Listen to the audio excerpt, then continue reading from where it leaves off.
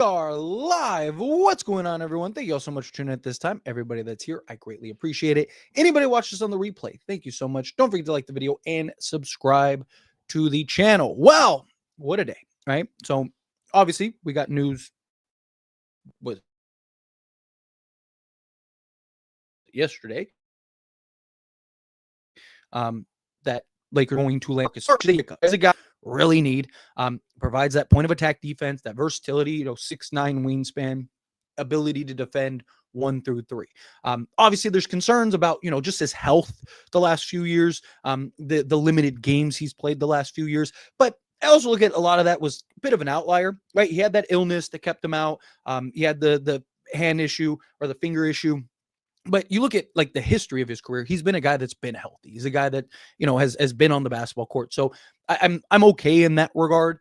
I trust that he'll be healthier. I'm not expecting him to play 82 games. Those days are long gone, but him coming in, slotting in, and being a guy that, even 65 games, kind of the league standard, perfect, right? So I'm very excited for what he could bring, what he does, right? You talk about a guy that, has the defensive versatility that we need, can do the dirty work, add the intangibles, especially for a team that just lost a guy in Dorian Finney-Smith. Now, I'm fine with losing Dorian Finney-Smith because it led to DeAndre Ayton, Jake LaRavia, and now Marcus Smart. But, what Dorian Finney-Smith provided this team beyond just the box score, this team really kind of lacked. Now landing Marcus Smart, I think you're going to get a lot of that back. I think you're going to get, obviously Dorian Finney-Smith is bigger, and so you have more versatility as far as where you can slot him. But I think Marcus Smart is going to give you a lot of kind of the same intangibles that you were getting or now lacking with the loss of Dorian Finney-Smith. So I do like that pickup. But it was kind of like, how are we going to sign him, right? Biannual exception. Lakers don't have the money, right? Well, they end up waiving Shake Milton, literally like an hour before the deadline, which was expected. Regardless, even if the Lakers pulled something off, they're probably going to waive Shake Milton regardless, unless they included him in a trade to kind of get something done.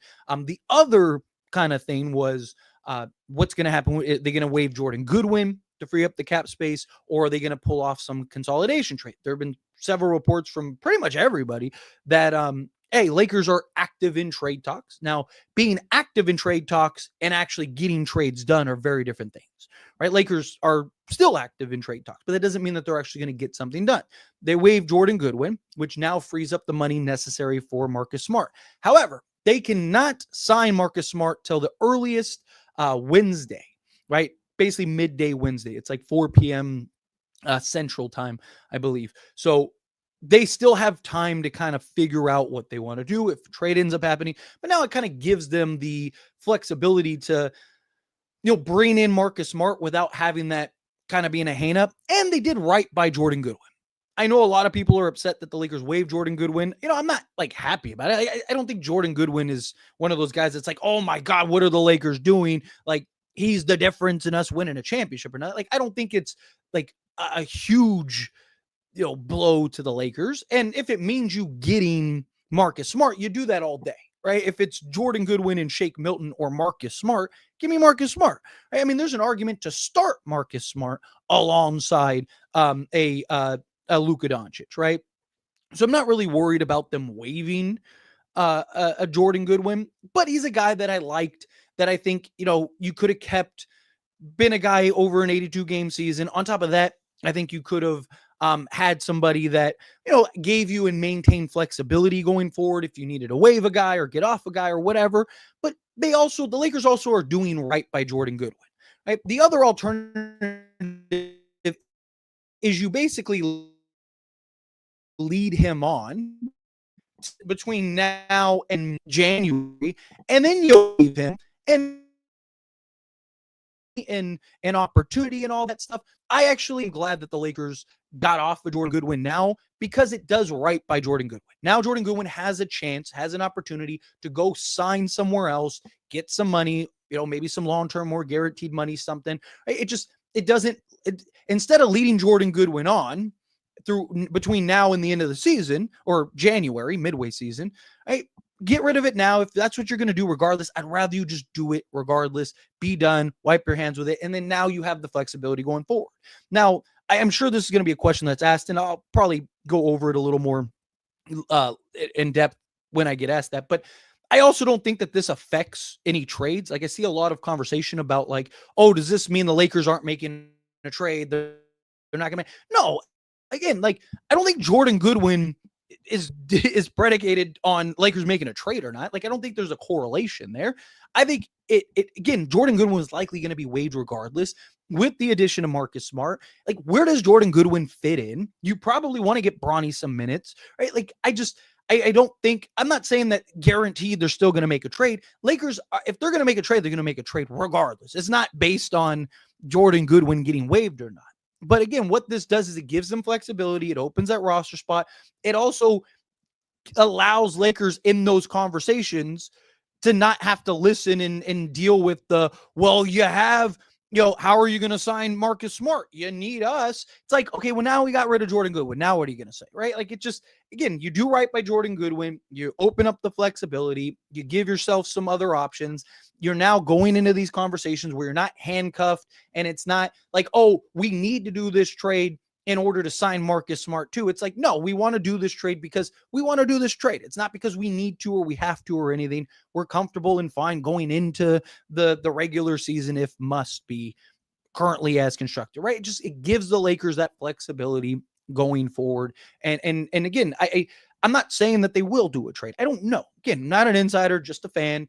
I don't know. I'm going off of the information we have, but you've had everybody from Jovan Buha to Dave McMenamin to Mark Stein to, you name it, have all said Lakers are active in trade talks. Lakers are trying to find consolidation trades. They're trying to move off of Dalton Connect. They're trying to make all these moves. I don't think that matters whether the Lakers have Jordan Goodwin or not. Like, I don't think the Lakers are like, well, if we would have kept Jordan Goodwin, we would have done a trade. But now we got rid of Jordan Goodwin, no trade. Like, I don't think it matters. I don't think it's a like for like. I don't think there's anything tied to that. I think the Lakers, they're either going to pull something off or they're not.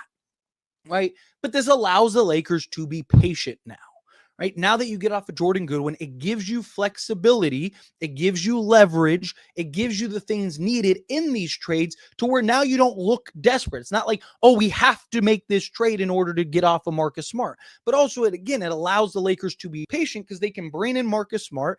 If there's no deal on the table, fine, you don't have to take it. You can go into the season as is. You're going to win a lot of games. Lakers are going to be a very good basketball team. I'm not worried about the regular season. I'm worried about playoff time when the well dries up offensively. And now you gotta be able to generate and create stops. That's where I have my concerns and risks. But again, I'm not worried about, if the Lakers make a trade at the deadline and they make a trade at the deadline. Either way, I'm not worried about the Lakers pulling something off. It's just, again, I like this more. Lakers were probably going to waive Jordan Goodwin regardless, whether it was now or January. At least now you don't have to, you get off of that. You don't have to, worry about, you do right by the guy. And that looks good, right? That shows, because there's going to be other players that are going to go to the Lakers on non-guarantees and stuff. And it's good to like, players know you're going to do right by me. You're going to give me the chance and opportunity. You're not going to screw me. Like, obviously Lakers got to do what's best for them, but this is something that kind of solves both. You get off of them, right? Move in that direction, right? Like it's a win-win across the board. It's a win-win for Jordan Goodwin because now he gets to go and find a home. Lakers free up the roster spot, clear off the cap space in order to sign Marcus Smart. Like, I don't think this is anything to do with trades or anything like that. I see a lot of people that are now like, oh, that means Lakers aren't going to make a trade. That's it. Forget a trade. Get a lot of comments now. They're like, oh, that's it. Lakers, no trade. I don't think this has anything to do with the trade or not. Like, you really think Rob's like, okay, well, we were going to keep Jordan Goodwin and do a trade, but now that we waived Jordan, now we're not going to do it. No, if a trade's there, he's going to take it, right? If Rob Pelinka can find a trade that makes sense, he's going to take it.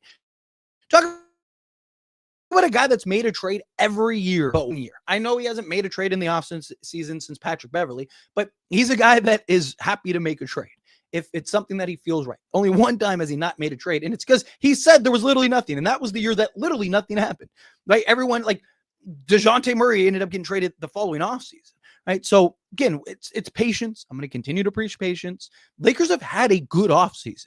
Right, Lakers turned Dorian Finney-Smith into essentially Marcus Smart, DeAndre Ayton, and Jake LaRavia, who I'm very high on in Jake LaRavia. I think Jake LaRavia is going to change a lot of people's minds and perspectives. He might actually end up being the answer, but we'll see. Anyway, I want to get into all the super chat questions, all the regular chat questions, all of that stuff. So let's get into that real quick. Hit that like button, hit that subscribe button for me, and let's jump into it. So, gaming sucks losing Goody, but love getting Smart. I hope a trade is in the works, but I highly doubt it. I would love to get Gary Payton II or Josh Okogie as more depth. I would love either two. I would prefer Josh Okogie, if I'm being honest, just because he's bigger and he has that like 7-foot wingspan. Probably put that there. There we go. And so I just think he gives you more defensive versatility. You can slot him in more, right? Again, as far as a trade goes, everybody has said Lakers are in active trade talks. That Lakers are trying to find a trade, right? Usually when there's that many people, it usually means it's true, right? But again, there's a very big difference between in trade talks and a trade getting done. Trade talks are happening almost year round, right? People are exploring things and having conversations, having random phone calls, going out to dinner, right? Like that's how Luka happened, right? It was just a random like, hey, what do you think? Like, so people need to understand that there is a major difference between trade talks and an actual trade getting done. I wholeheartedly believe Lakers are in active trade talks. It's just, will a trade get done? That I don't know. We will see. The thing that concerns me is if Rob isn't even able to get consolidation trade, how will he make a normal trade?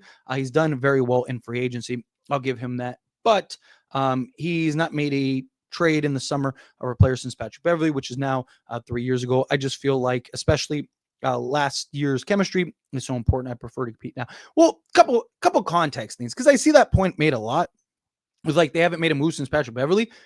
You also got to keep in mind like the plan was to run it back the following year, right? So they made the trade for Patrick Beverley. Then they ended up, going into that season and trading essentially everybody, revamping the roster, made the conference finals.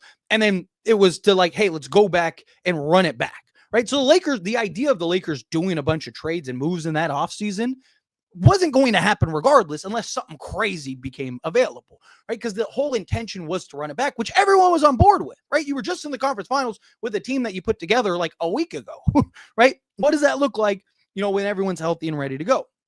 So it was really last year where it was like, okay, are the Lakers going to make any moves, any trades, need a center, right? Like there were things that we wanted to see last year that didn't happen. So really, I mean, again, like the plan was the previous year was to run it back. It was last year that was kind of like, hey, that wasn't the plan, but they wanted to be patient, right? Rob, if he can find a trade, he's going to make a trade. He's made a trade every year but one, right? So I fully expect him, if a trade is there, that he will do it.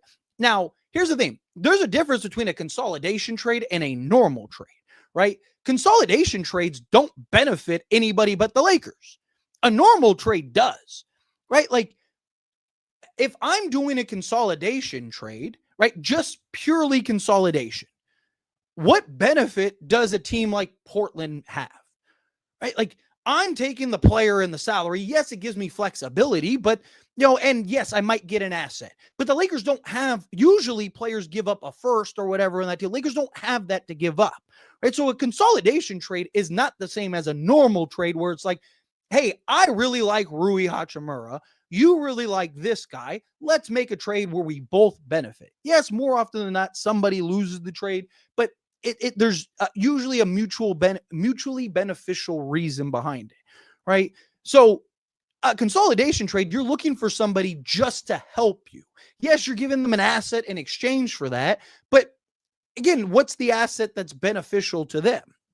And are you doing like a Dalton Connect in that? Well, then that's a bad allocation of your assets, right? So that's why I keep talking about, if we're going to do a consolidation trade, I want it to be through a normal trade, right? We want an Andrew Wiggins, right? Okay, well, we'll give you Dalton Connect, Rui Hachimura, and Gabe Vincent. You like Rui, we like Wiggins, right? We need to clear salary. You want an asset in return.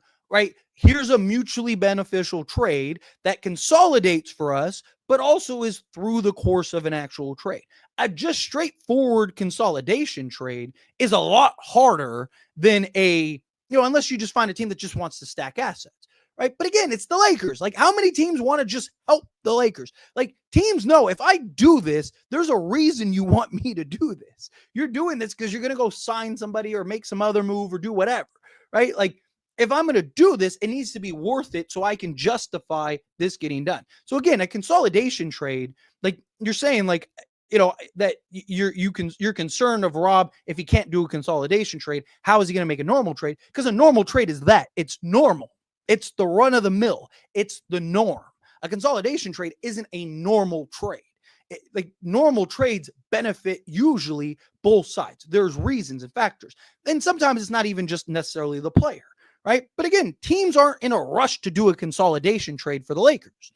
Like, even Portland wants to make other moves, wants to make other trades. Yes, they have cap space, right? You have several teams. The Nets might have cap space, right? There's teams that want to do that, but they're still trying to work and figure out their roster too, right? So the Lakers doing just a straight consolidation trade is probably more likely right before training camp, where teams are like, all right, we're already set. We're not making any other trades. We're not making any other moves. Fine, we'll do it. Give us Gabe Vincent and, 3 pick swaps, and we'll take on Gabe for us. Or, you find that team that's like, you know what, we could really use a veteran guard, right? So give us Gabe, right? We'll absorb his contract, give us a couple swaps or something for doing service, right? Like, that's the problem. Like, right now, again, everyone's still trying to figure stuff out. Everyone else is still trying to figure out trades and all that stuff and how they're going to fill out their roster and whatnot. They're not in a rush to just like, oh, hey, let's just go help the Lakers for no reason, right? So just something to keep in mind. Now, if we can get a switchable 3-and-D wing, yes, would be beautiful. Lakers ideally you need a two-way, guy, like you said, 3-and-D. I'm hoping the Lakers can pull something like that off. Do you think the roster would be better if LeBron took a pay cut? I mean, obviously, yes, because you would have been able to keep Dorian Finney-Smith.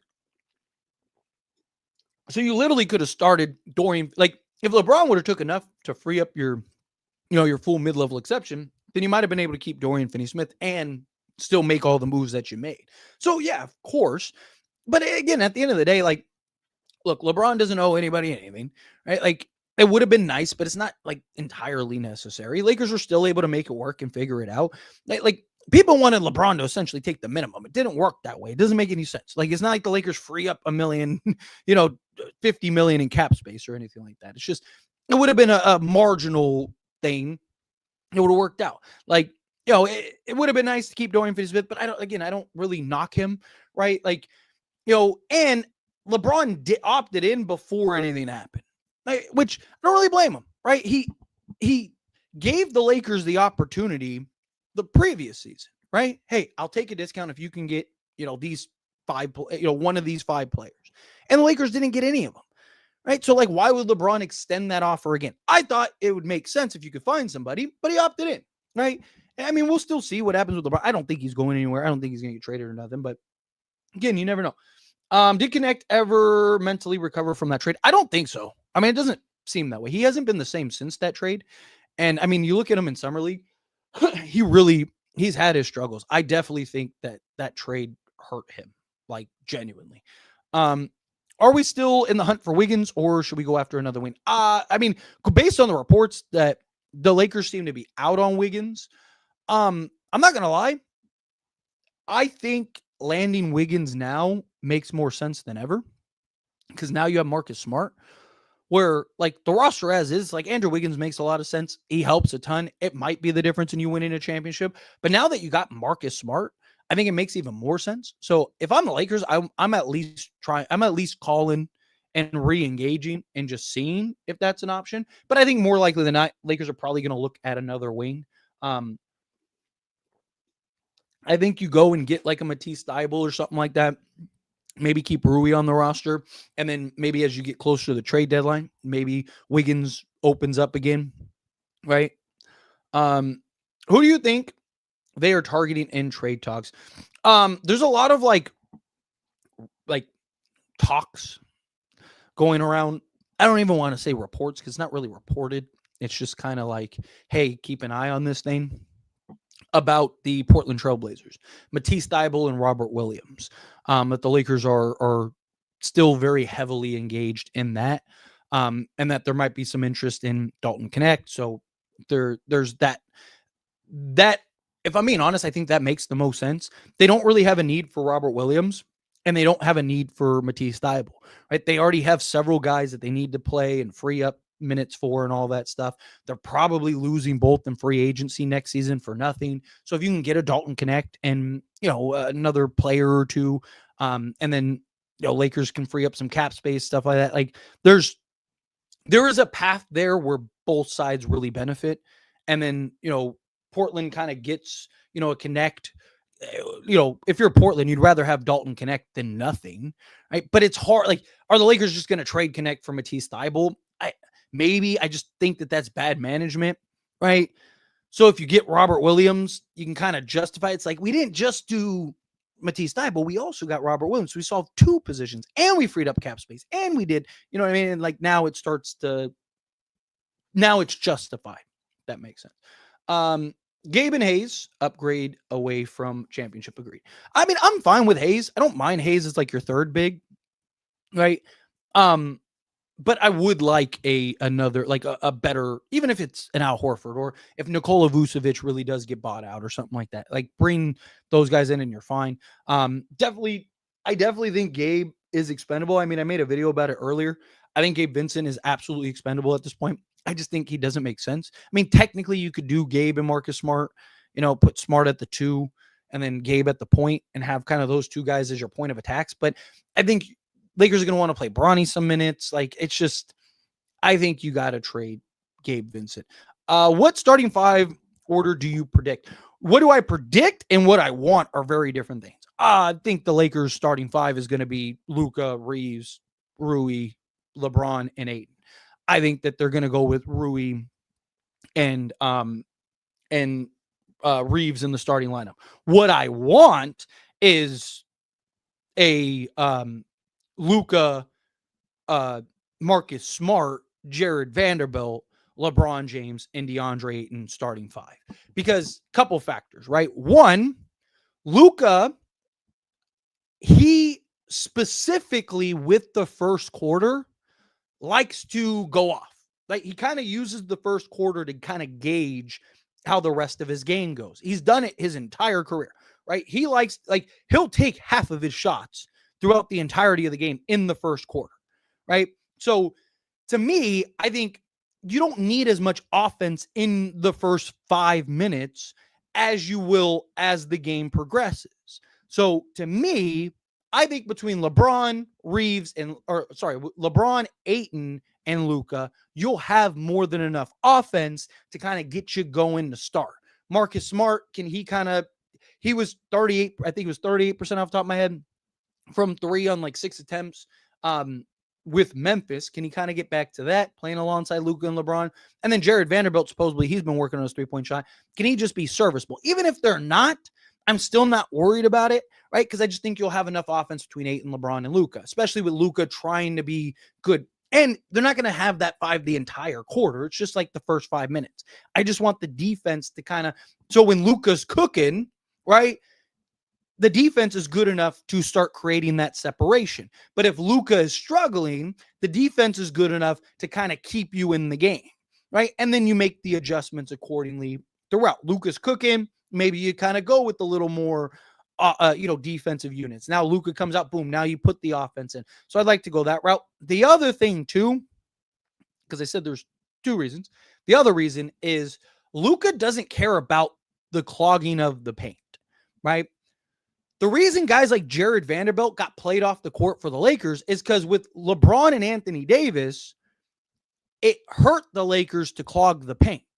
Teams would just go, hey, we're going to trust that Reeves and Rui and these other guys and Jared Vanderbilt aren't going to shoot the lights out and beat us, right? So let's just pack the paint, which means now LeBron can't drive to the basket at will, and Anthony Davis has to work harder to score, and you kind of clog that paint. The difference with Luka is he actually likes the paint clogged because he likes to create that dribble penetration. He likes to collapse the defense. And then either if they don't collapse, then he's just shooting over the top and giving you a bucket, or he's getting that lob threat, right, with Ayton. And now teams have to adjust to that. But the difference between Ayton and Jackson Hayes is that Ayton can knock down the corner elbow. Ayton can knock down the little 15-footer. So when they make the adjustment to kind of close off the lob like Minnesota did with Jackson Hayes, well, you can just pull Ayton out a little bit, and then now he could just dump it down to Ayton, and Ayton can just shoot over the top, and he's wide open for like a little 10-footer, right? So Luka would punish teams a lot more with the paint pact than when we had Anthony Davis, right? So what happens is now if Jared Vanderbilt is terrible shooting the three ball and Marcus Smart is just okay or terrible shooting the three ball, it's not as harmful for the Lakers as it was with LeBron and AD, because LeBron and AD live in the paint, right? Like even when they won the in-season tournament, right? What did Darvin Ham do? He just put LeBron and AD on the block, and everything just ran inside out with LeBron and Anthony Davis, right? Well, now you don't run it that way because you got Luka. So again, my ideals 5 would be that, but the Lakers aren't going to do that, if I'm being honest. I mean, I hope they do, but if we're being honest, Lakers trade assets become more valuable the closer we get to the trade deadline. Absolutely. I've talked about that very heavily. The Lakers trade assets are appreciating assets, right? The longer we can hold on to them, the more valuable they become, especially, I mean, you're seeing it with the new CBA. That the new CBA is, I mean, expiring contracts are incredibly valuable. So the Lakers, again, that's why I keep preaching patience. Lakers have to remain patient. I know we're not the most patient fan base. I know we're not we all want things done immediately. But again, patience is key. People mad. Luka wanted Smart on the team. And if you want Luka to sign an extension, you do that, no doubt. I don't know why people would be mad about that. I mean, Marcus Smart is really good. And you got him for the biannual, right? At $20 million, I can understand people being upset. But at $5 million, I mean, that's such a low risk, high reward.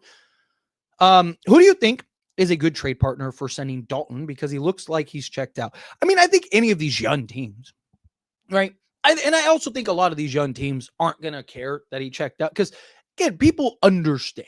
And there's always that team that thinks, like, we can do better, right? Dalton Connect, like, the best thing for Dalton Connect is to get traded regardless, because even if he does check back in, he's never going to get the opportunities to really maximize his strengths, because he's always going to be at best the 4th or 5th option on a team, right? Like, so he's not going to get the field goal attempts. He's not going to get, right? It's like when he got into his shooting slump, right?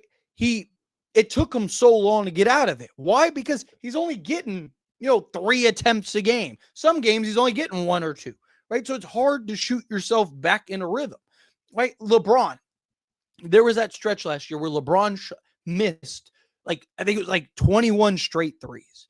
And we were all like, why? Like, stop shooting the basketball, man. We get it. You're struggling right now. Why are you shooting the basketball? And it's because he's trying to shoot himself back in a rhythm. And then he did. And then he got back to being, the better shooter that LeBron's became.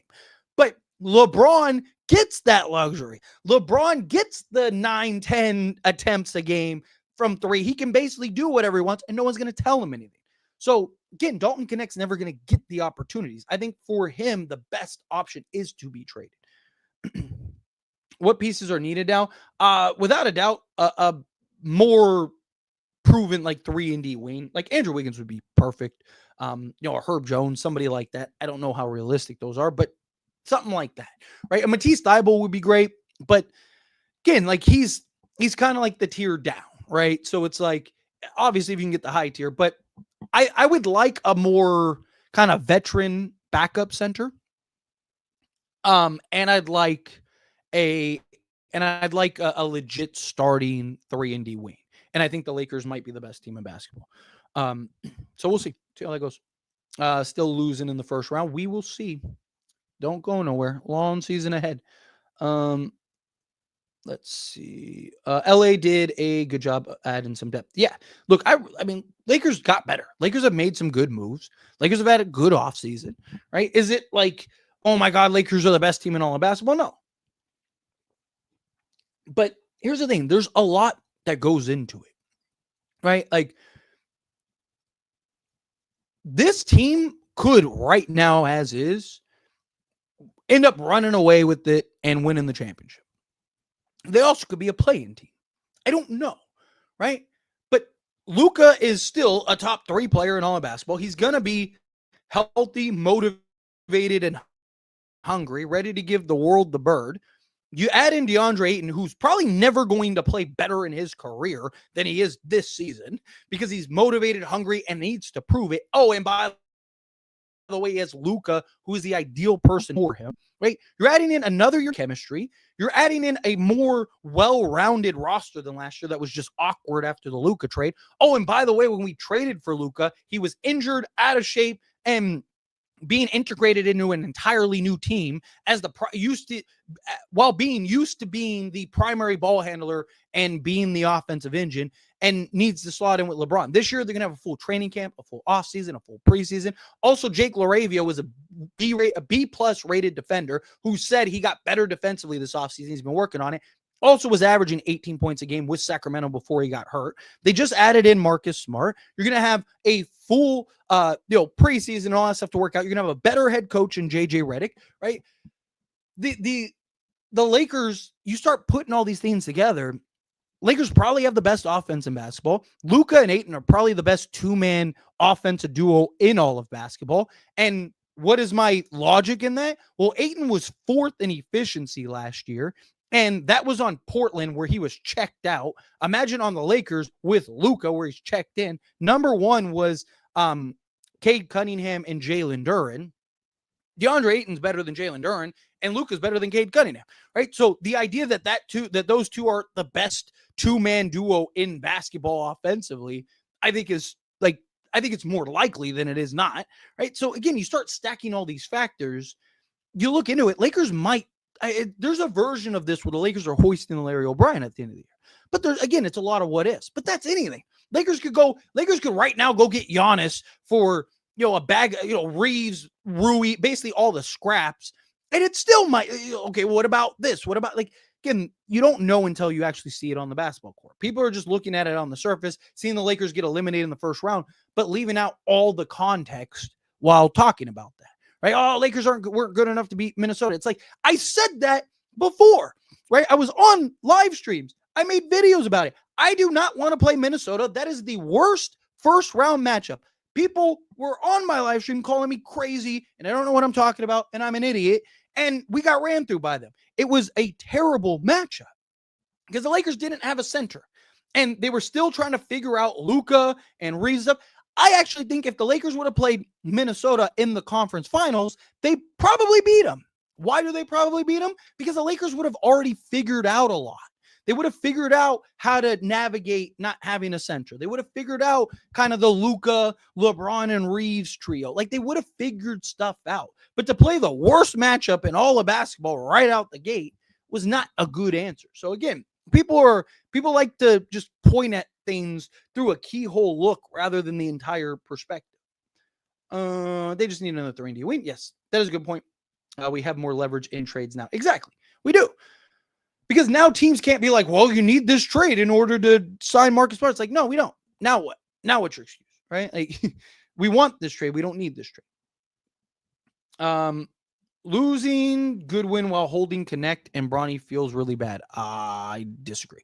Connect's checked out.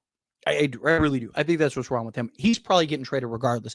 Bronny James just looked fantastic in Summer League. He was fantastic in the G League, and he's 20 years old. He's going to be great. Yes, I agree. Yes, I saw that one earlier. Reports are saying that we're trying to get PJ Washington. I wouldn't mind that. I wouldn't doubt it. Give you some scoring off the bench. What's going on? How are you, Charlie? Appreciate you.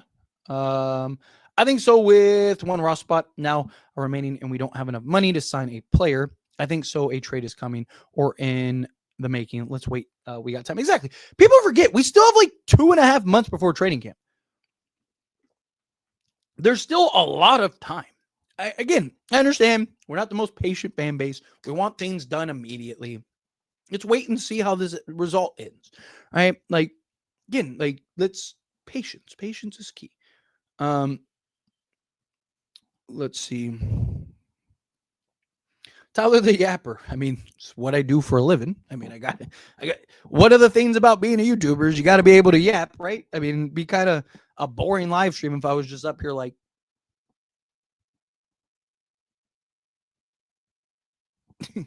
like wouldn't be a great live stream. But what's up? How are you? AIS still working late in the day. Yes, especially for me. It's almost 1 a.m. where I'm at. So yeah, no mommies. I am okay with Goodwin waived as we had lots of guards. So that was a better deal than making a bad trade to get some castaways. Yeah, exactly. It takes the pressure off. You don't have to worry about it, right? Question, like I like Jordan Goodwin for the flexibility, and then also just his like he's a guy that could help over the course of an 82 game season.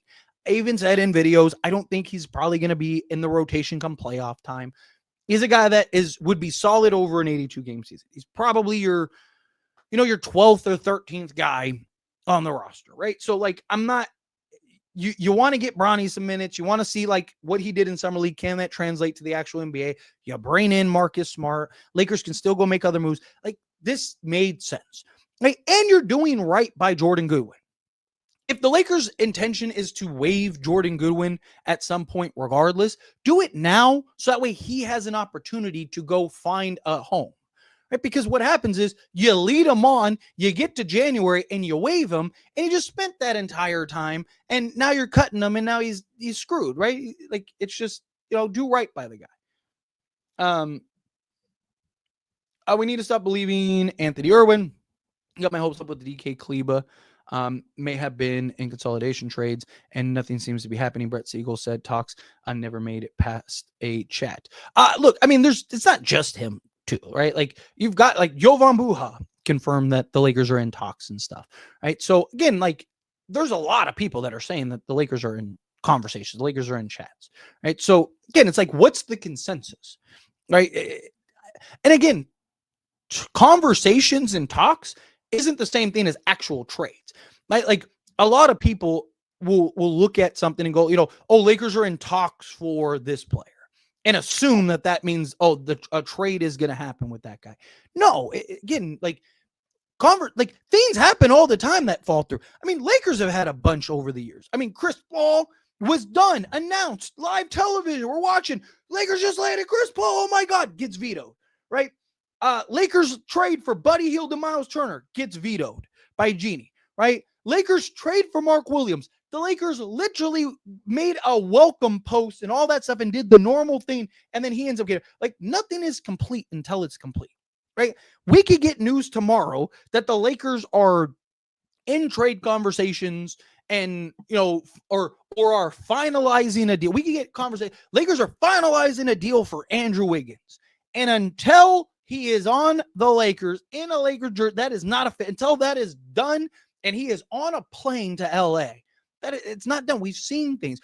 DeAndre Jordan, right, signs with Dallas, and then the Clippers lock him in his own house. Like, again, nothing's done until it's done, right? People take, hey, there's conversation here, and run away with that as like, oh, this means something has happened. That's why I always say, like, it's trade talks, or hey, what do you keep in mind this or whatever, right? Like, and I say it all the time in videos. Take everything with a grain of salt. Everything is speculation. Everything is rumor.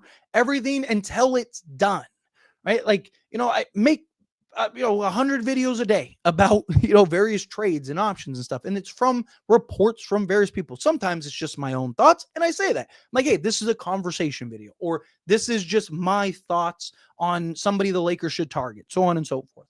But even the reported videos, right? Again, like there's a difference between, hey, trade's done, here we go, and hey, Lakers are in talks for Andrew Wiggins or whatever, right? Like differences. So it's good, Rob. I would have messed up just to get 5.1 million in space. So it's good. We waived rather than a bad trade. Teams would have took advantage. Exactly. That's my point, right? Like, like now you don't have that pressure. Now it's like, hey, we don't need the trade. We want the trade.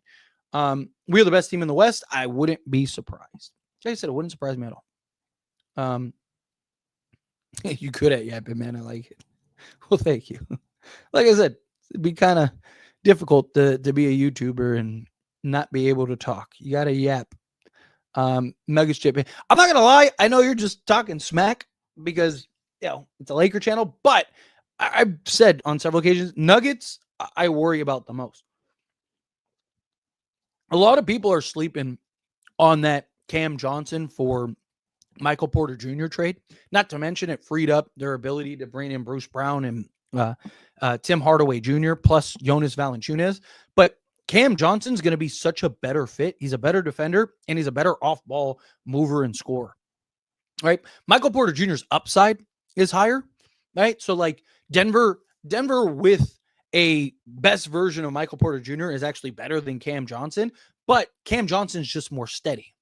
Right. So they're going to get all the same production that they got from Michael Porter Jr., but on a more consistent basis. So I'm not going to lie. I am really worried about Denver. But I mean, they're good.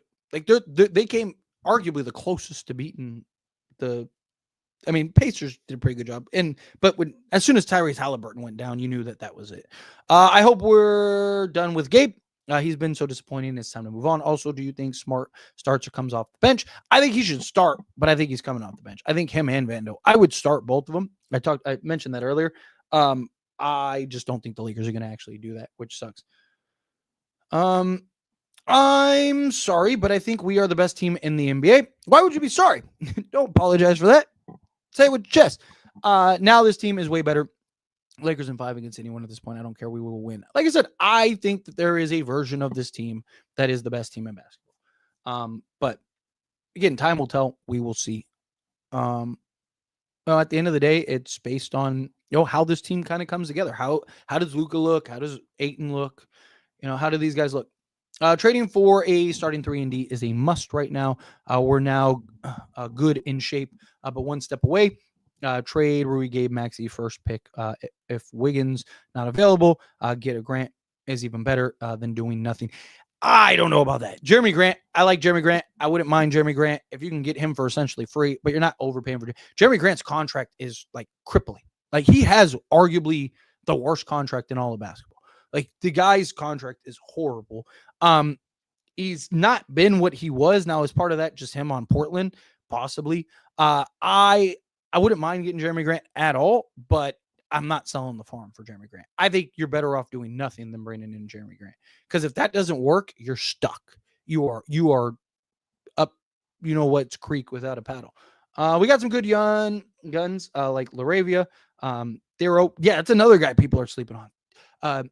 Adu Thero is already NBA ready defensively, and he has hyper athlete. Everything. He's basically a more athletic Jared Vanderbilt. Can he just be better offensively? So rather do a bad trade, but now Gabe doesn't make sense. Having Smart, yes, agreed. Stay the course until something opens up, but you got to be looking to make some moves.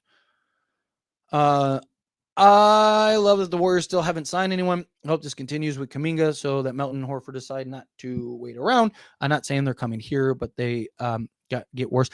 Like the Warriors are the only team. I think they're like the only team that was like in the playoffs, or might be the only team period that hasn't like done anything. Let's go Lakers win. Yes. The roster's starting to look good now. I still hope Lakers can get Wiggins, as he's probably the best realistic trade target right now. However, Lakers are going to be fun to watch next season. Yeah, Lakers are going to be fun regardless. But yes, I would ideally if we could land a Wiggins or something like that. I just bet 1,000 on us winning the championship. Make 15,000. I bet Luka MVP. If Luka plays 65 games, I think he wins MVP this year. Assuming he plays, up to Luka standard, like what we've seen in other areas, because he's going to get the Laker bump for sure. We are winning it all. Luka's winning MVP. It's happening. The team is way better. We had Hayes and we were the 3 seed. Yes. I want to see Adu play. I completely get that 100%. Lakers in 5. I am with it. Let's see. I'm on it. Where's there? Him taking a pay cut would barely free up any cap space anyway. Yes, exactly. Luka is also involved in signing, so there might be a plan, which is good. Yes, and it's really good. Period. That he's actually, recruiting and trying to bring guys in, because a lot of stars don't want to. A lot of stars don't want to like kind of stay out of it. But it's also very different when you get a guy like when the star wants to play with you. It's just like anything else. Like your boss calls and says, hey, can you do this for me? You're like, yeah, sure. Or you're like, oh, I'm busy over here. But like when your coworker's like, hey, dude, like, can you help me with this? You're like, yeah, sure, no problem, right? Like, it's good to have your star wanting to be like, no, I need you. Why didn't the Lakers just release Bronny instead of waiving Goodwin? My opinion, I think he's a better player. Well, Bronny's 122. I mean, Jordan Goodwin should be a better player. 3, we don't know that yet. 4, Bronny has long-term money. Jordan Goodwin's money is not guaranteed. And 5, Bronny has way more upside than Goodwin. Right? Even if you hate Bronny James, like waiving Bronny over Goodwin is foolishness. Even if you think Bronny's going to be an absolute bum, it's foolishness right now. You're going to waive a 20-year-old with upside up the yin yang that just had an amazing summer league, especially defensively, for a guy that's going to be your 14th rotation piece. That would be terrible. Right? We don't need to defend LeBron. He has always been this way. We're winning a chip this year. I'm with it. Trevor Lane said he has been told that the 2027 plan is fake. So in theory, who would you rather have if both are in the market, Jokic or Giannis? I say Giannis because he'd be younger, faster. Yeah, I mean, if it's between Jokic and Giannis, it would be Giannis, because I think Giannis and Luka are just a better natural fit. However, I think if it was up to Luka, it would be Jokic because that's his guy, right? Like they're besties. So how far do you think this team can go if they could turn Gabe, Maxey, DK into Gary Payton II and Al Horford, if it's possible? Well, I mean, they're free agents, so you just sign them. But Gabe, Maxey, and DK over Gary Payton II and Al Horford. I mean, I think the Lakers can win now. It's just, again, how does it all come together? Even same thing with Gary Payton and Al Horford, right? Does it make them better? Absolutely. But again, at the end of the day, it's how do the components fit? Like, how does everybody work?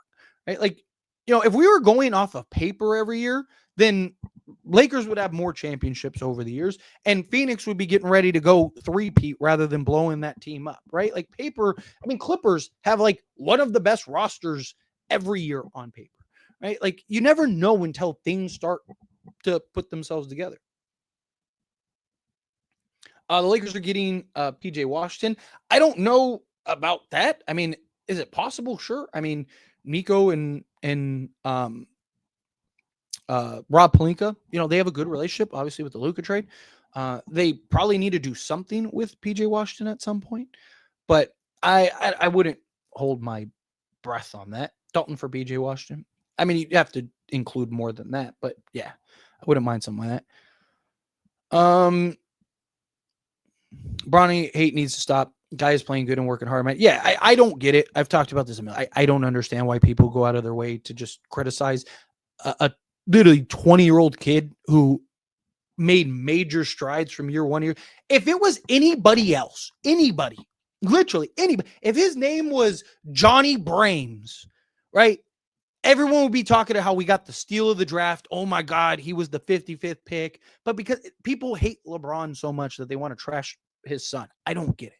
I'll never get it. I'll never understand it. I think it's ridiculous. But Jordan Goodwin's definitely going to sign. He's pretty good. Yeah, he's definitely a solid player for sure. Bronny Defense Player of the Year in 2030. I'm with it. Is this team a contender with Matisse and Rob? Will if it somehow works by giving up DK, Max, and Cleveland. If they're healthy, yes. Look, Robert Williams might be outside of Ayton, might be arguably the perfect center for what you need. Big, physical, strong, bull in a china shop, hustles, does the dirty work, rebounds well, blocks shots. I mean, does everything. Right? Does the dirty work, hustle plays, all of it. Like he is like ideal. Problem is you don't know if he's going to play 40 games or 20 games. Like that's the problem. Lakers in 5. Joshua Okogie is a good replacement without a doubt. I would actually prefer Joshua Okogie over Jordan Goodwin. He just has a longer wingspan, slightly better player. Lakers had to free up money exactly. Got a couple super chats. CS coming out $10 super chat. Thank you so much. I really appreciate that. Hi, whatever your name is. I know. Thank you for the what is it, super thanks. Yeah, thank you for the super thanks the other day. Finally a live stream. Yes, I know I haven't done a live stream in like, was it been a week, 2 weeks, something like that. Just been busy. Like there's just been so much going on, and it's just like, damn. So I'm like trying to stay on top of it and the other channels and all that stuff. So, but I was like, I gotta get a live stream up. I was gonna do I was actually gonna do a live stream yesterday, but like Shake Milton was expected to get weighed by midnight last night originally, and so I was like, which is 2 a.m. here where I'm at right now. So like I was like, I don't want to do a live stream in the middle of that because I gotta make a video about like. So I was like, I'm just gonna wait. And then it never happened. And I was like, damn it. I was so mad. I was like, God, I stayed up till like 4 a.m. for no reason. Waiting around for that. And I didn't live stream yesterday. So I was actually going to live stream yesterday, but I decided to do it today. Which made sense because Goodwin and Shake got waived and all stuff. So I guess it all worked out. But yeah, I definitely like once things start calming down a little bit, I'll get back to live streaming more regularly. It's also hard because I'm like, because since I moved to Wisconsin, like it's 2 hours ahead of everything. So like, I don't like if I'm like, oh, it's 8 o'clock, I'll stream, but I'm like, everyone's getting off of work. It's too early. Like, cause I've streamed even when I was in LA and Las Vegas and stuff like that at those times. And like, there's not as much people because people are, they're eating dinner and they're getting off of work and they're doing all this stuff. Right. So I'm like, I don't want to stream now because it's too early. So I'm like, okay, let me stream later. But like right now, it's 1 o'clock, 1 a.m. It's like, damn, dude. So it's just adjusting and figuring it out and finding that schedule. Like I do the post game streams. All my post game streams now will be at midnight or later. It's just like, damn, like it's just, again, it's just an adjustment, but that's life. Boo hoo. Right. Like suck it up, do a live stream, Tyler. I got you, but appreciate you. Thank you again. Rego coming out the $5 super chat. Thank you so much. I really appreciate that. Tyler, I appreciate you for doing this live. You seem like a dedicated LA fan. Definitely. What motivates you to stay committed despite the ups and downs? I talk about to just like making videos and stuff like that. I love it. Right? Like genuinely love it. So, I mean, a couple of things, right? First off, thank you for the super chat. Secondly, look, I said all the time, I am a fan. I am a diehard fan. What I do right now, I was doing anyway. Right? Do you know how many times my girl just sit there like, because I'm like, dude, babe, this happened and then blah, blah, blah, blah. And then, oh my God. And then, dude, Lakers just landed Luka. And she's just like, all right, like, you good? And I'm like, yeah. And then I'm like making phone call. Like now I get to do it with an audience. Now I get to do it with people. You have like 250 people in the stream, basically start to finish. Me and all these people get to talk about this. I do live streams and thousands of people watch my videos. Like, why wouldn't I want to do this? Like, this is a blessing. I am so thankful to be able to do this for something that I love. I'm passionate about.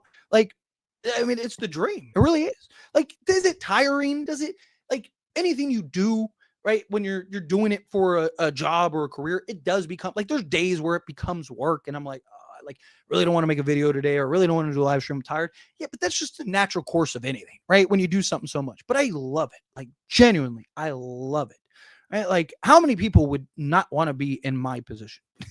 Like to be able to like genuinely have people that want to have conversations and listen to me and all that. Like I still think it's crazy. I've been doing this for years and I think it's crazy that people want to listen to me talk, right? People hate, people talk, people do whatever, right? It comes with the territory, right? If you're not doing it right, then no one's going to care. No one's going to say anything, right? You're going to get, no matter what I make, no matter what I do, you're going to get people that hate it. You're going to get people that love it. I don't make my videos for people that hate it, right? Like that's the thing that I think is hilarious. Like I get comments all the time. They're like, just stop. Like, oh yeah, John Smith said stop. So that's it, guys. Tyler's packing it up and being done. Like, why would I make videos for people that hate it? If you hate it, move on. Like, no one cares. And I do entertain the trolls too much, but it's because it's fun. It gives me something to do sometimes. I like genuinely enjoy it. And then also, it's good engagement because they always respond.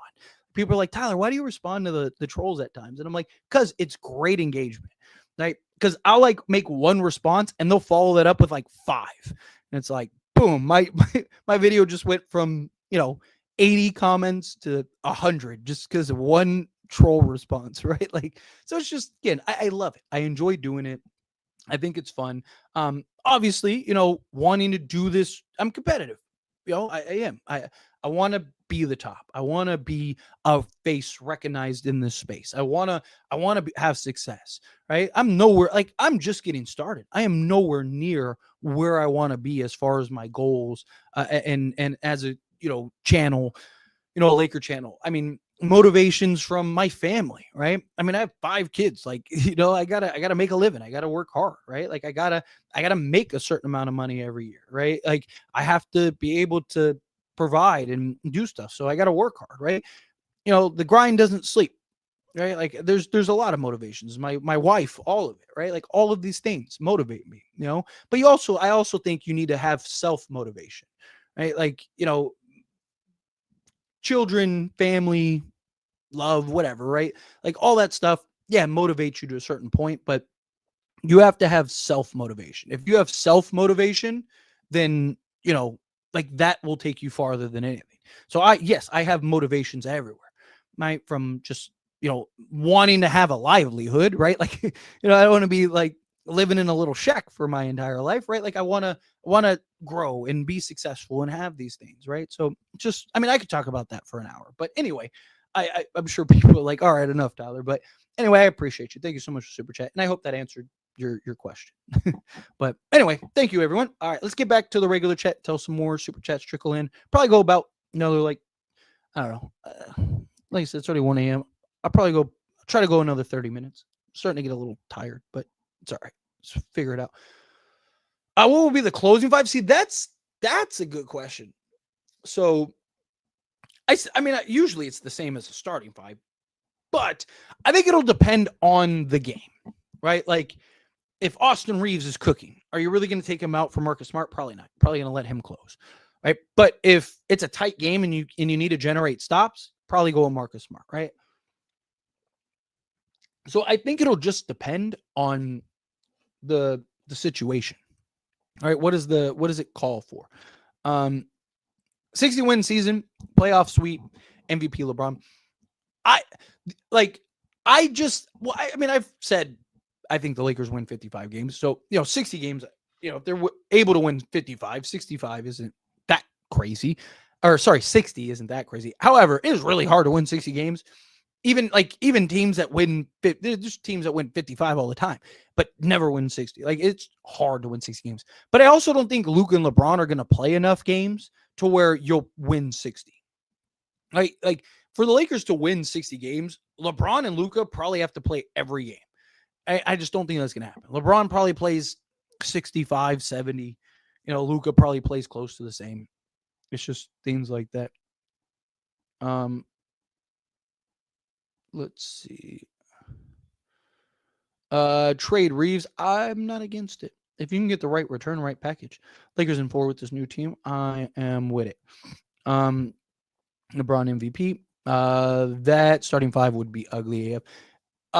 Which one? You're talking about the Luka, Reeves, Rui, LeBron, and Ayton? It's because that's probably who that 5 is going to be. If you talk about the defense, where I was talking about with Smart and Jared Vanderbilt, I mean, I broke it down why it works.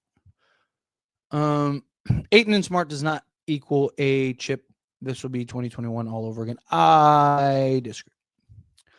There was a lot of factors that went in that 21 roster. Balance offense with defense. Yes, exactly. Seems we don't have room for practicing ado like Max Christie, THC in the first year. Maybe Bronny and him need to play in the G League one more year. I mean, there's going to be opportunities here and there. Adu Thero, right? He's a guy that can slot because of his size. He can slot in 3 through 5 for you. I don't expect either to play heavy minutes. Right? I'm not expecting to do Thero or even Bronny to play 30 minutes a night, but I think that they'll have like spotmen. They'll probably have some inconsistencies, but I think they'll get opportunities here and there trickled in throughout. It's usually how it goes. The guys are going to get nights off, right? Things like that are going to happen. So, Zion coming out the $5 super chat. Thank you so much. I really appreciate it. Seeing Smart, Vando, and Bronny on the court together defensively will be very excited. I'm not going to lie. I'm really excited for that. Right? Like, I mean, you could put those 3 alongside Luka and be a little small around Luka and Ayton, but I wouldn't hate it, right? Like Smart with his 6'9" wingspan, slot him in at the 3, Bronny at the 2, Vando at the 4, right? Like have just that defensive lineup out there, just the athleticism, the pesks. I wouldn't like if depending on how Smart and Vando shoot the basketball, I wouldn't hate, a Dude Thero, like going like a small ball switchable defensive lineup with like a Dude Thero and his like 7'2" wingspan and athleticism, right? And like have him sorted out like the 5 with like Smart, Vando, and Bronny, and just like have that athleticism and defense slotted alongside a Luka. Like that could be fun. Not something I'd want to see play, 40 minutes a night, but I'm talking about just like periodically, right? Like randomly here and there. I think could be fun. But thank you, Zion. I appreciate it. And yeah, I am. I'm very excited for how this is going to play out. There's a lot to be excited about as Laker fans.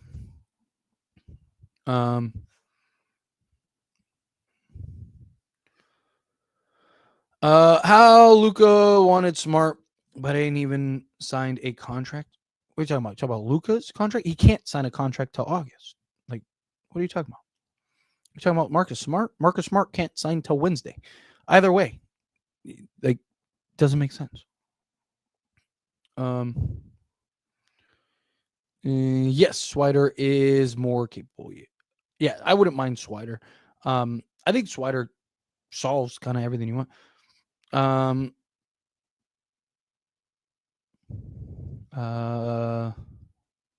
Did you see Jordan Goodwin played like mini LeBron? I really hope you're trolling. I really do. I really hope you're not being serious. They had to waive him to sign Smart, trade Kleba, and sign Horford. I wouldn't mind that at all. Tradable contracts is Gabe and Kleba. Hey, Tyler, off topic, but which team would you take in a 7-game series, the 2020 Lakers or the 2010 Lakers? 2020 Lakers, as much as I love the 2010 Lakers, 2020 Lakers run through the 2010 Lakers. I mean, 2020 Lakers was deep, stacked. I mean, they were good, right? That 2020, like people forget how good that 20, like, which is what I think is so funny. Like people are like the bubble. Lakers were literally the best team in all of basketball all season long. Lakers lost momentum because of the whole COVID thing. They won like, what was it, like 7 straight or something like that and 5 against the top 5 teams in basketball, not name them. They were the number 1 seed. They had like the best offensive net rating. Like that team was stacked. The team was deep. The team was like 12. There were guys on that bench that never played that would have probably been rotation guys. Like that team was deep, very deep. How about Nick Claxton in a lively role? If he wasn't making like 27 million or whatever, 25 million or something like that, like if he was making like 18 million, I wouldn't hate it, right? Bring him in on a backup. As a backup, I think make a ton of sense. Also kind of gives you some insurance if Ayton misses a significant amount of time. So personally, I would love it, but he's just making too much money. Luka can play with anyone. He's that fluid. Yes, agreed.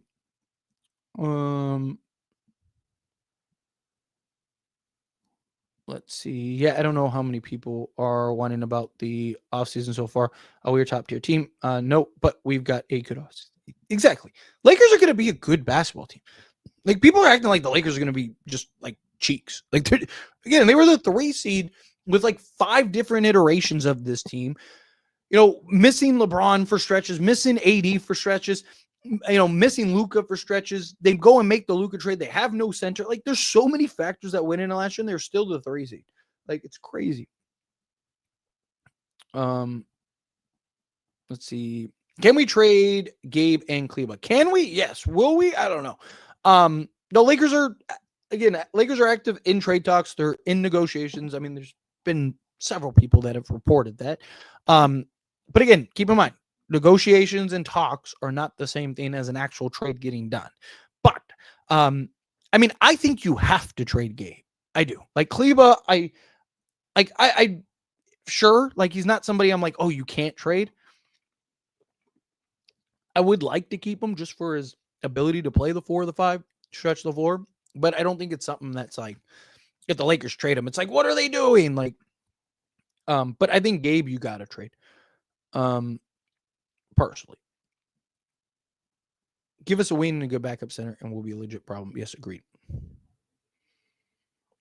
Package Kleba and Dalton for PJ, 2 for 1.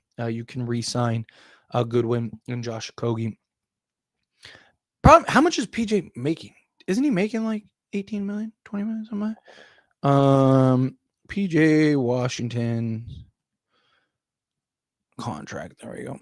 Maybe he's not making that much yet. Maybe that's his projected salary I'm thinking about.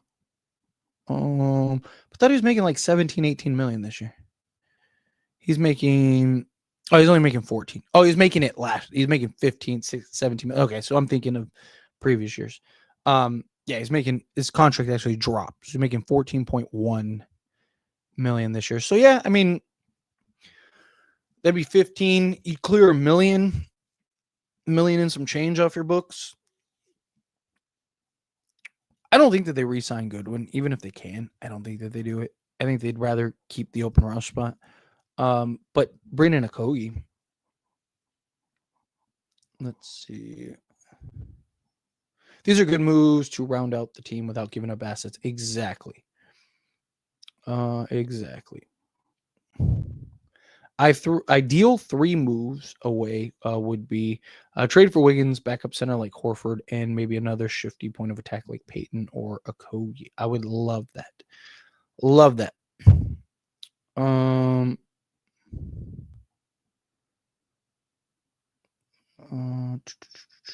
Miami wanted a first-round pick for Wiggins. Yeah, they wanted Connect and a first for Wiggins. What's going on, Mr. 81? How are you? Oh, we traded for Miles Bridges. I really like the idea of Miles Bridges. Do you think that there is another trade coming? Yeah, I mean, I think at some point. I don't know if they. I'm confident they make a trade at some point. I just don't know if it's right now, right? Like, again, Rob loves making trades. He's made a trade every year, but one. He just prefers to make trades at the trade deadline because you usually get more bang for your buck at the trade deadline.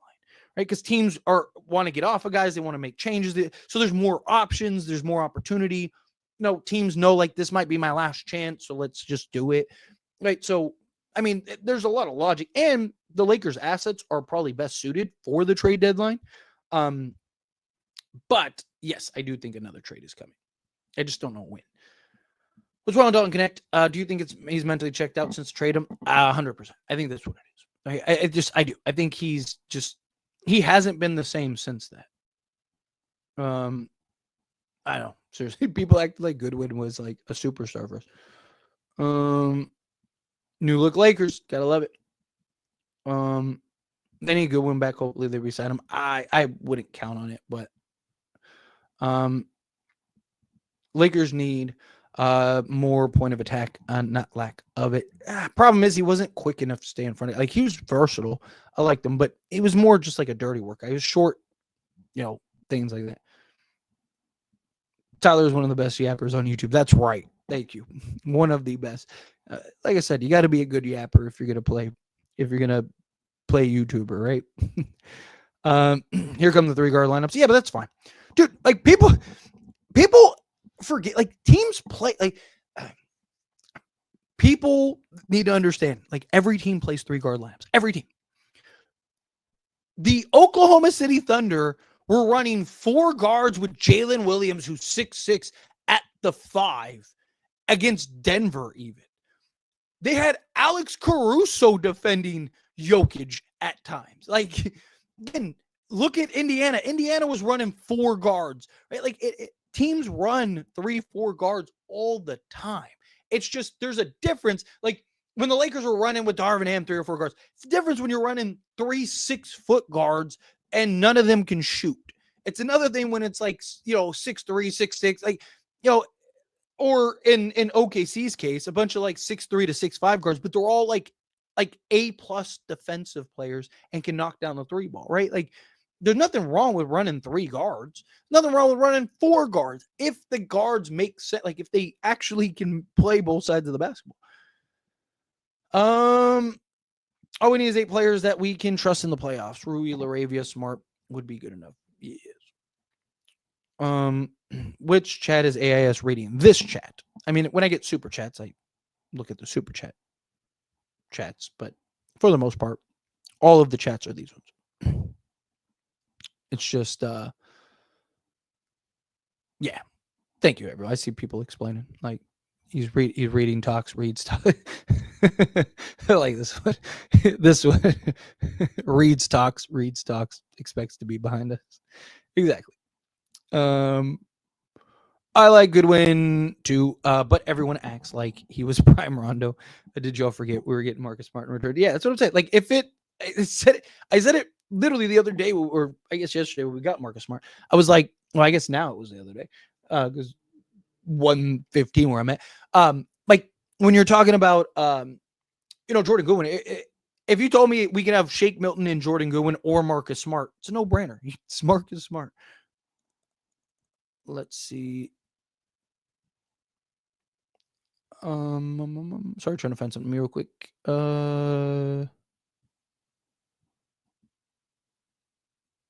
Vincent Kleba and DK plus 20 for Thibault and Robert Williams. I would not do that. I wouldn't. Not like I would do Vincent Kleba and DK, but I wouldn't give up my 31st pick. Right? Like, problem is, again, Robert Williams, you don't know if he's going to play 20 games or he's going to play, 50. Like, he's too much of a risk, too much of a liability. Both guys can just walk next season. Like, literally, they're both free agents next season. So you also got to factor in the fact that like they could just leave. Like, what if Robert Williams just doesn't like being a Laker, or Matisse Thybulle's like, I'm like the 7th guy on this team. I don't want to be that, right? Like, again, you could just lose them. Both guys are injury risks. Both guys have their limitations. I just don't think you can sell the farm for those two. I would almost rather you go get Andrew Wiggins, because that's what it'll cost you to go get Andrew Wiggins. I'd rather you go get Andrew Wiggins and free up the cap space. Made the 3 seed with the squad we had last year, and I feel like we're already better than we were last. We are without a doubt better than we were last year. I mean, just the center alone does wonders for this team. Lakers must trade Rui and get Andrew Wiggins. Give up the first round pick. It's not giving up the first round pick. They want Rui, Connect, and the first. It's a lot for Andrew Wiggins. And that's literally it. Like, if that doesn't work out, or if that's not enough, then enjoy whatever exit we end up being. Still got nightmares from that team. I don't want anything to do with it. I mean, look, I'm always down for the smoke. Like, if you gotta play Denver, you gotta play Denver. You're either, like I say it every year, you're either good enough or you're not. It's that simple, right? But I'm not gonna lie, I worry about them. He should have a hospital named after him. Where do you think Connect fits in on this team? I mean, obviously, his shooting, him slotting in as like that catch and shoot corner 3-point guy, I think would be ideal. Problem is, he's more than that. And that's the thing. Like, that's why, like, Cole Swider, I think, actually would be better than Dalton Connect. Not that he is better than Dalton Connect. I just think he plays that catch and shoot corner guy better than Dalton Connect. Dalton Connect wants to do more, right? You see the itch, right? He's trying to attack closeouts, attack the basket. Like, where I think if you brought in Cole Swider and were like, hey, dude, we just want you to stay in the corner all night and just shoot threes, I think he'd be fine with that, right? Connect, it's just because you want to put him in off-ball action, have him coming off of pin downs and screens, and free him up to get shots. I don't think that the Lakers will do that for him. I think he's going to just be kind of basically the catch and shoot 3-point shooter. You see JJ Redick. JJ Redick was excellent last year. Right? Like, people talk about like, oh, like JJ Redick needs to go. JJ Redick was excellent last year and got us to the 3 seed for the first time since like 2020. And on top of that, got us out of the play. We've been a play-in team the last 5 years. Right? Jeremy can't rebound. Royce O'Neal for Rui. Yeah, I'd stay away from that. Connect's got to go. I think so too. As much as it sucks, I do too. Lakers right now top 3 in the West, maybe. Yeah, you can see that. Top 3, 4.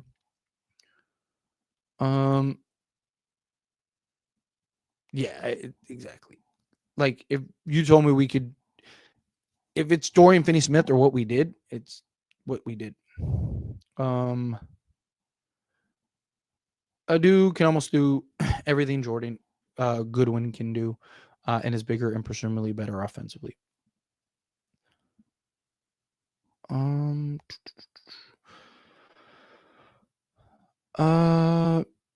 I thought I was the only Lakers fan who hates the Warriors. Good to know. Yes.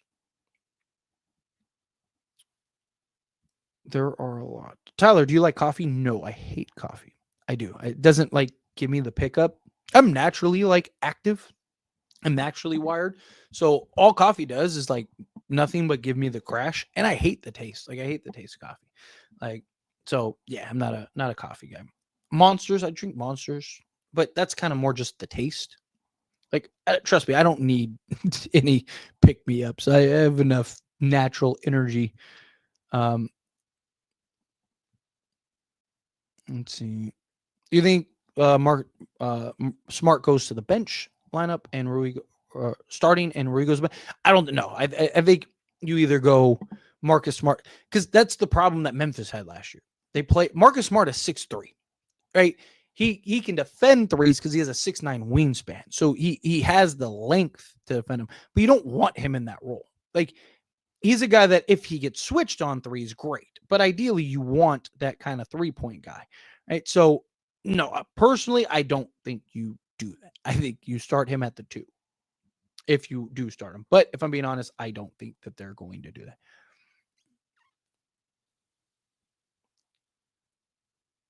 Or coffee, D'Anthony Mountain.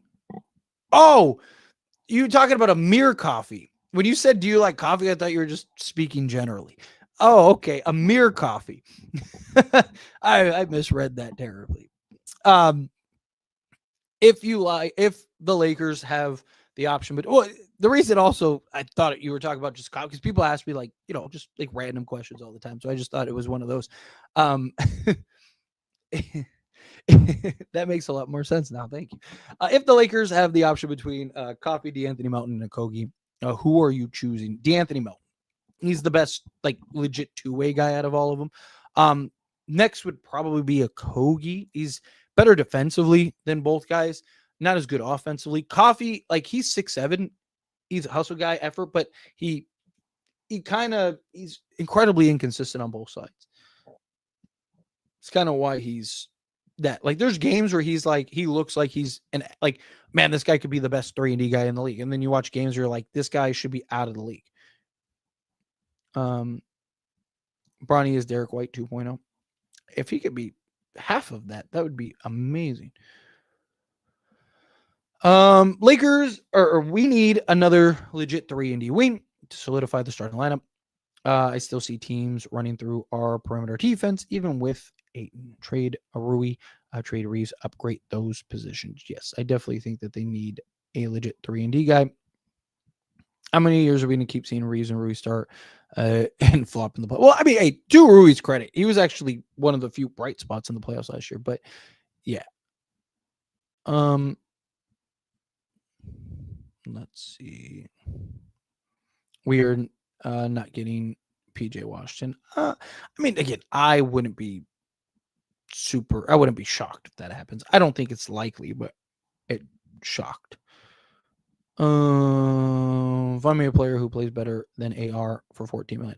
Like, look, I get that 100%, but he's not going to make 14 million very long.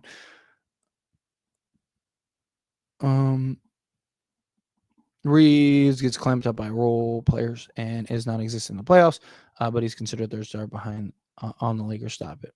Look, I have no problems trading Reeves. I have been one of the few to be like, hey, you should trade Austin Reeves.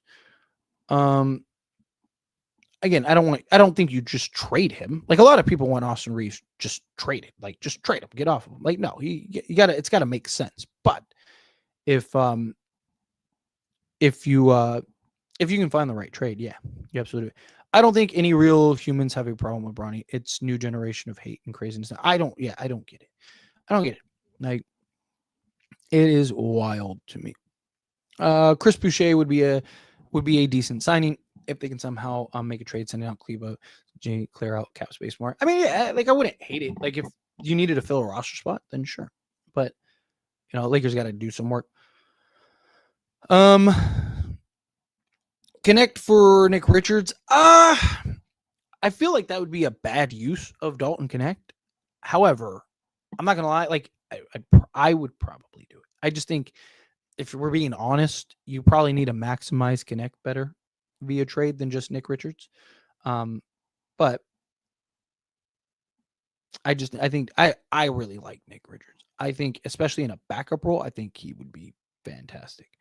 Tyler, I'm a diehard Celtics fan, but I respect your channel. Well, thank you. I appreciate it. Like I always say, I welcome everybody. As long as you're respectful and good, we straight. You also got to be prepared for me to talk shit about the Celtics from time to time. You got to be okay with that. But just know, I respect anybody. I have a couple Celtics fans that are in here. Buddy Jason, who's always in these live streams, is like a diehard Celtics fan. So you think that because he played good in the summer league, he is not going to do that in the NBA? I mean, it's possible. There's a lot of guys that are great in the G League, a lot of guys that are great in summer league that just never translate to the actual NBA.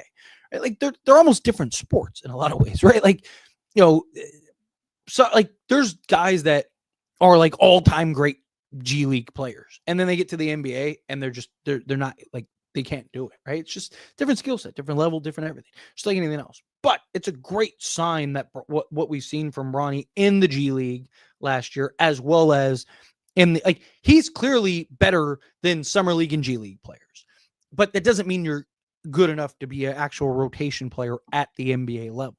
Right? But he's also 20 years old, right? Like, give him time. That'll come with due time. Let's see. Brooklyn have fun with Clarkson. Yeah.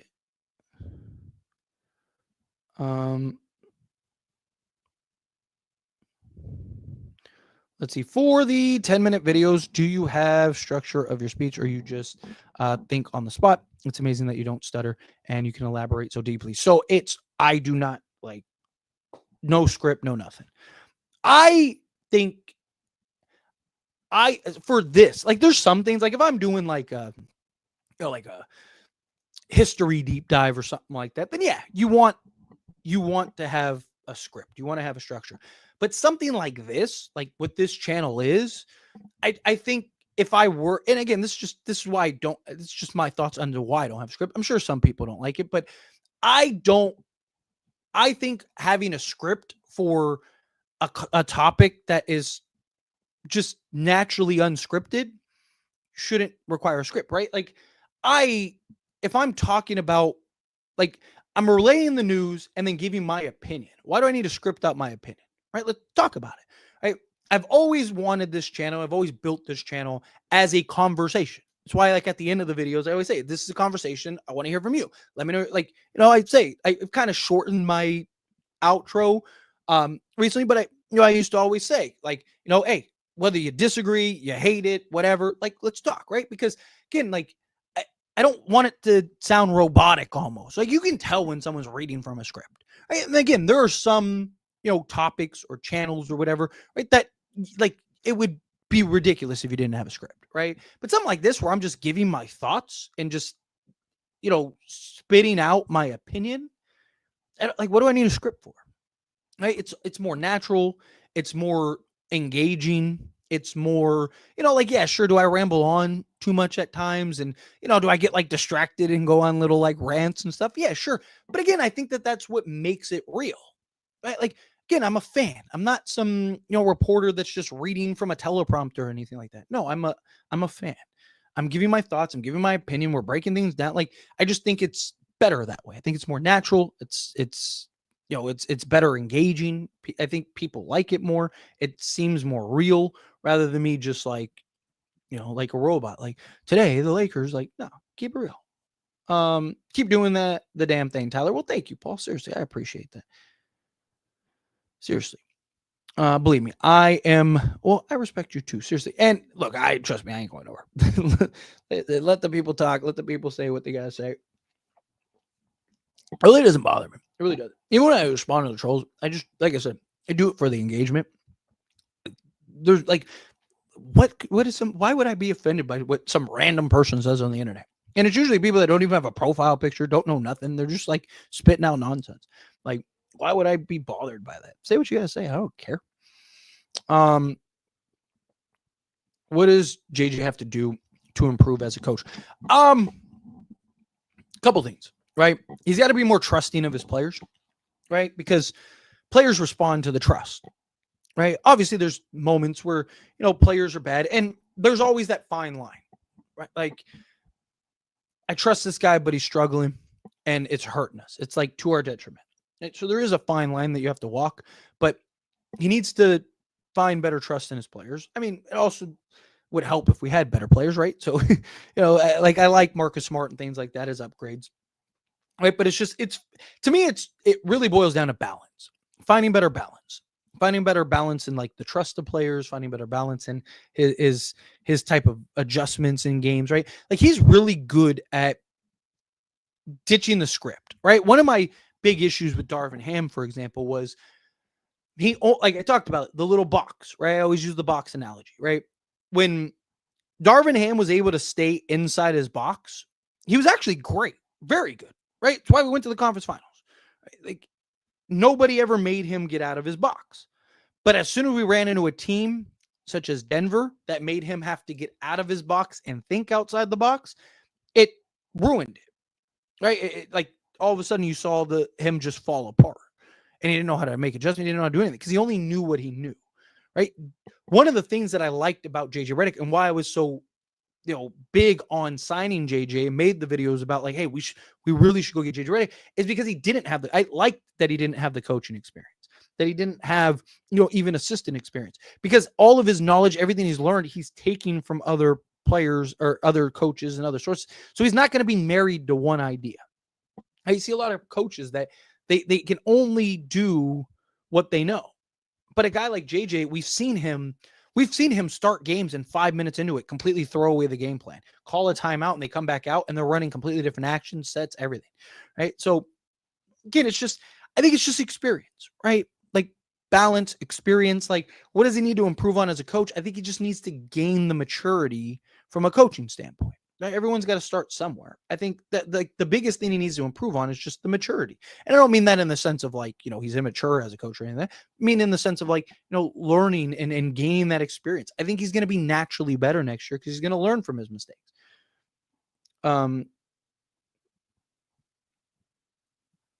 Let's see. Keep grinding, Tyler. Well, thank you, Paul. Seriously. Like I said, I trust me, I'm not going anywhere. I will be grinding until the wheels fall off. So hi, Tyler. I'm a diehard Celtics fan since I was born. How long have you been a Laker fan?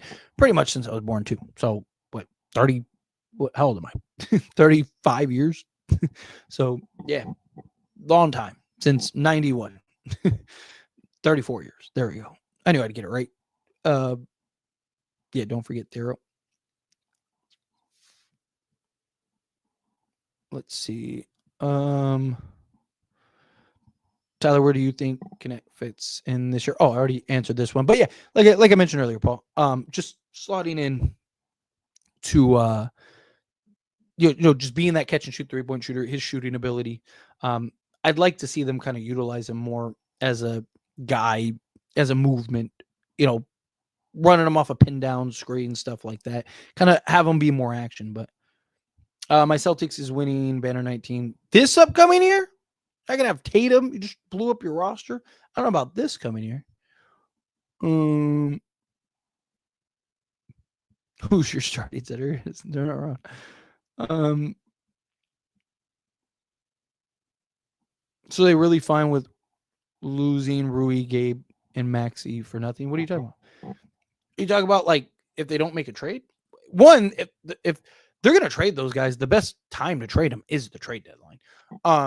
Two, like Rui would be Maxey and Gabe, nothing, right? And how much are they valued amongst other teams? Like that's the other thing too. Like we all want people to look at Gabe and go like, oh, first round pick, or Maxey, first round pick. I mean, again, these are guys that are they're not starting level. They're not even top in rotation players, right? They're kind of like your 8th, 9th guys. like they're not going to have the value on teams to where you're going to get like real value. Like you're not going to get a clear upgrade just for Gabe alone, right? Unless there's circumstances to it. Like this guy's on a 4-year deal and they just want to get off of his salary, right? Like stuff like that. Again, every fan hypes up their players, right? Everyone thinks that their guy's worth more than this guy, but the reality is they're not, right? Like, did Pelinka break up the 2020 Lakers too soon?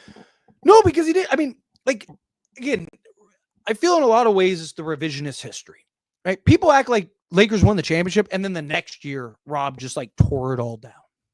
He didn't. He upgraded the roster. Lakers were the number 1 seed again and looked like they were going to repeat, right? But then injuries started to happen. LeBron James got hurt. And he was on one leg the rest of the way. Who was it? Somebody recently even said that they think if LeBron didn't get hurt, that they would have won the championship there. I'm trying to remember who it was. But also Schroeder. Lakers had the best plus minus differential in the entire league. They were plus 11 with Schroeder, LeBron, and Anthony Davis that year. And were looking like the best team in basketball once again. They went and got the 2 6 men of the year. Like Rob Pelinka upgraded that roster. He was being praised, all of it. And then injuries happened and COVID happened and everything else happened. And then we were still up 2-1 against Phoenix and he gets hurt. Anthony Davis gets hurt and that was it. It was done. Right. And then the following year, LeBron James and Anthony Davis wanted Russell Westbrook. I've talked about this. I've broken this down and I've done this on. You can Google it.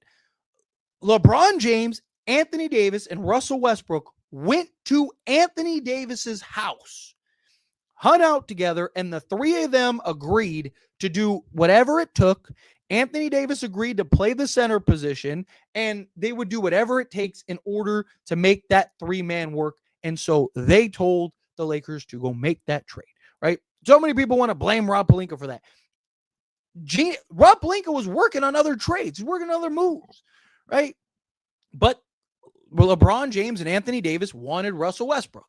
LeBron wanted to play more off ball. He didn't want to play on ball. It's why the Lakers went and got Dennis Schroeder to begin with, right? Before the Westbrook thing, they got Dennis Schroeder because LeBron wanted to play more off ball. He didn't want another season where he had to be the point guard, even though the Lakers just won a championship with him as the point guard. Like people think like Rob Pelinka just blew up the team just because, they like the year after they won the championship. No, it took time and it took LeBron James and Anthony Davis wanting Russell Westbrook. Again, Google exists. And I'm not talking to you specifically, Dexter. I'm talking like generally. Like people are always like, oh, Rob Pelinka destroyed that team. It's like, no, Anthony Davis and LeBron James destroyed that team. They wanted Russell Westbrook. It was heavily reported. They went to Anthony Davis's house, right? They talked about it. They broke it down. And that's why Anthony Davis moved to the center position, right? So that way they could try to make it work. I would love to get Pope. I just don't know if Memphis will trade him. Like, I think Memphis should keep him personally. Off topic, but you know why people cheer every time Bronny's on the court? It's because he went to USC. And one thing about us LA natives, we're prideful of our schools, so we look at him as one of us. Yeah. I mean, and it's Bronny James, it's LeBron. Like, people are excited for him. Let's see.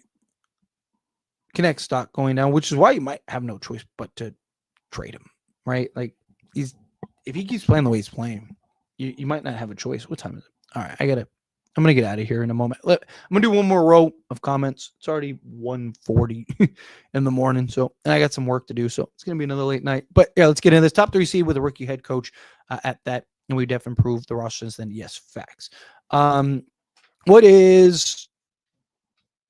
What is the bench lineup going to be? I mean, it depends on what the Lakers end up doing, but right now you got like Gabe, Marcus Smart. I don't know. Gabe, Marcus Smart, Jared Vanderbilt, Maxi Kleba, and Jackson Hayes, maybe something like that. Or Jake LaRavia, right? Maybe that'll be Jake LaRavia at the 3, Vando at the 4. Type thing. It's probably what I think it'll be. But anyway, I'm going to skate on out of here.